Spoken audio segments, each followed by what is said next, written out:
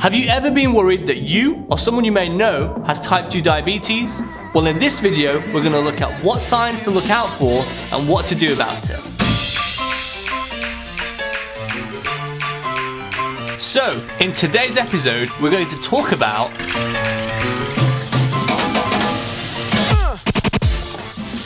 the process of blood sugars and the insulin response so we can get a better understanding of the entire process.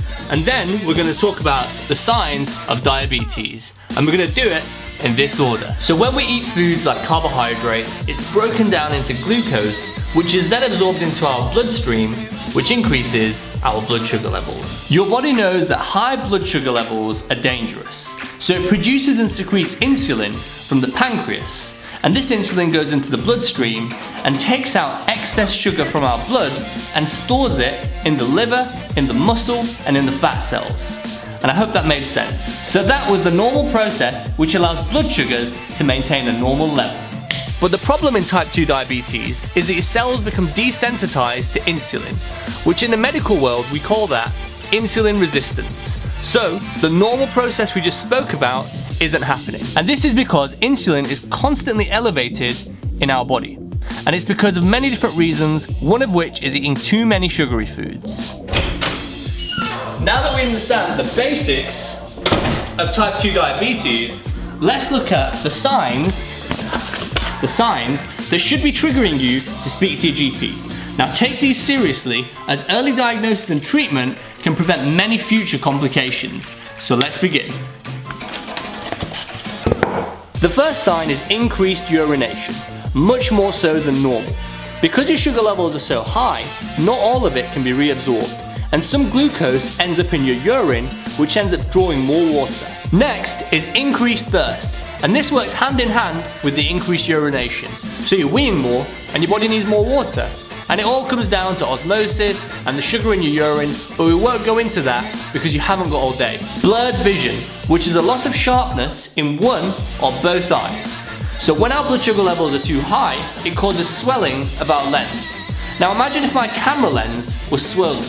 The image would also be blurry. And if this persists over time, it can actually cause something called diabetic retinopathy. And it's actually very problematic. And if it's undiagnosed and untreated, it can cause blindness. The next sign is something called diabetic neuropathy, which is nerve related, and it happens most commonly in the hands, feet, arms, or legs.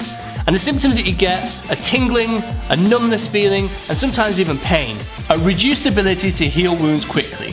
So why does this happen? Well, again, it all comes down to the increased blood sugar levels. And this leads to poorer circulation. So less blood with oxygen and nutrients can reach the site that's damaged to promote healing. It's so cold, so cold. And lastly, reoccurring fungal thrush infections in the genital region, the mouth, and certain areas of the skin. Now I've left the symptoms of this in the description below, so feel free to check it out. Diabetes can cause serious long-term health problems, so take these signs very seriously. And also read the description below because I've added additional signs which I didn't have time to fit in the video.